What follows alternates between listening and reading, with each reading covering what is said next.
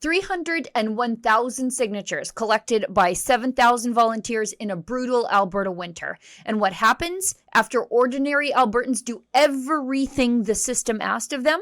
Well, a Trudeau-appointed judge from New Brunswick steps in and freezes the referendum process before a single signature can be verified. Not defeated in a vote, not rejected by Albertans given a fair say, but stopped in court.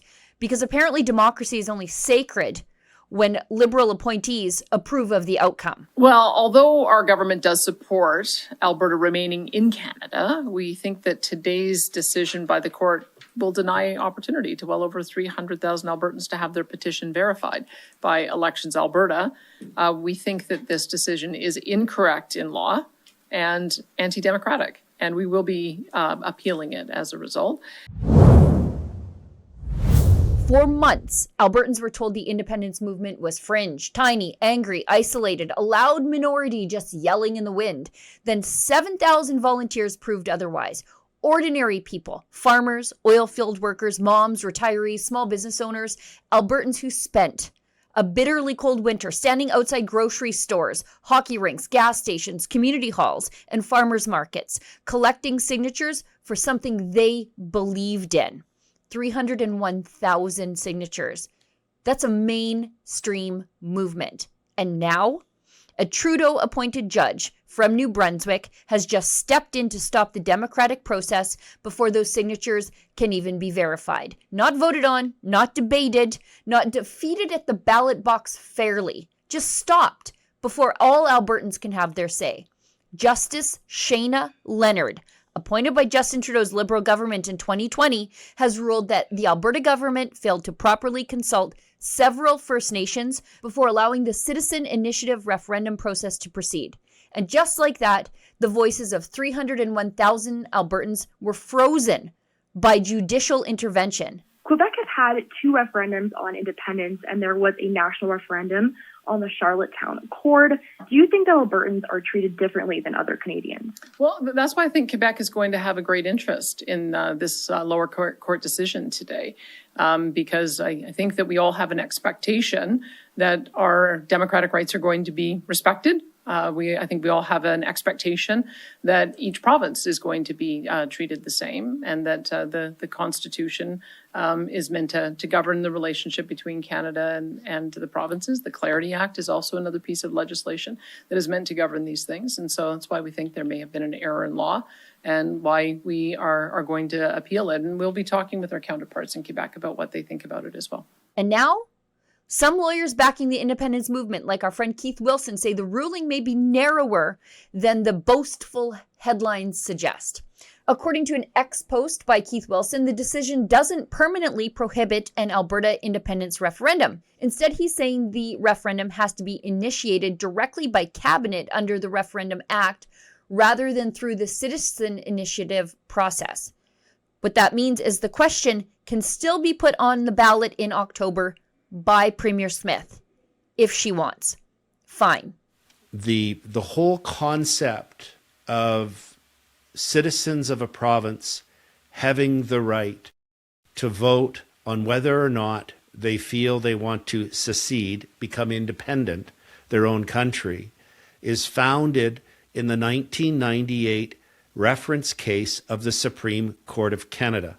It's not founded in the Clarity Act. The Clarity Act was in the year 2000, after the fact, and has things in it that are obviously unconstitutional and inconsistent with the 1998 reference decision. But let's stop pretending this isn't political, because this is exactly why Albertans increasingly believe they need more control over their institutions, including judicial appointments.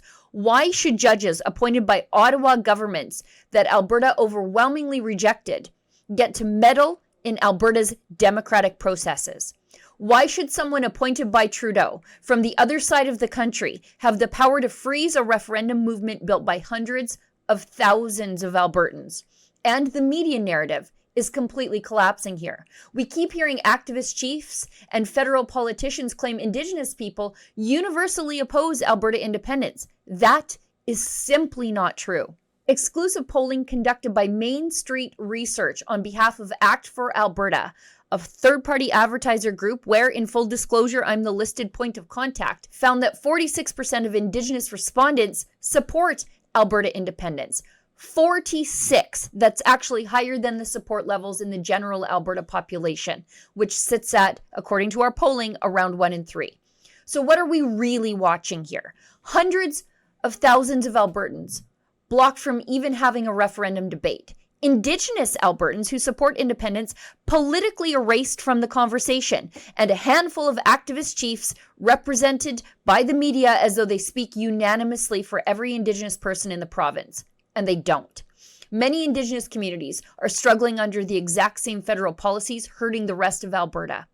Economic stagnation, resource restrictions, dependency politics, and Ottawa knows best governance that's failed for generations. As someone who was raised in Alberta, proud Albertan, I view that very much the best place for Alberta is in Canada, and certainly a Canada that works, which is what we're pursuing. And maybe, just maybe, some Indigenous Albertans are looking at Alberta independence and thinking it could finally mean local control, economic opportunity, and less interference from a federal government that treats the West like a resource colony. But that conversation is exactly what the establishment does not want happening. Because once people realize support for Alberta autonomy cuts across political, cultural, and even Indigenous lines, the easy caricature of separatists as hillbillies and isolated radicals completely falls apart. And that's why this ruling matters far beyond just this one petition. Albertans, as always, followed the rules. We gathered the signatures. We built a movement peacefully and democratically. And once again, the system moved in to stop us before we could even cast a vote. How worried are you about the prospect of Alberta voting to separate, and do you believe a referendum should be held? A couple of things. One is, first, my role and the role of the federal government is, and we're pursuing this, is to practice cooperative federalism, to work with the provinces, work with the territories, work with Indigenous Canadians, and get things done on behalf of all Canadians. That's what we're doing with the province of Alberta. For Rebel News, I'm Sheila Gunn Reid. It's clear, Albertans are not allowed to talk about independence the way Quebecers can. We're told to sit down, shut up, and even if we don't, the courts will step in to block us. There's a lot, though, that we can learn from Quebec's attempts at secession from Confederation. To learn more, you can get my book at independenceblueprint.com. My book's called Independence Blueprint, What Alberta Can Learn from Quebec. Again, that's independenceblueprint.com.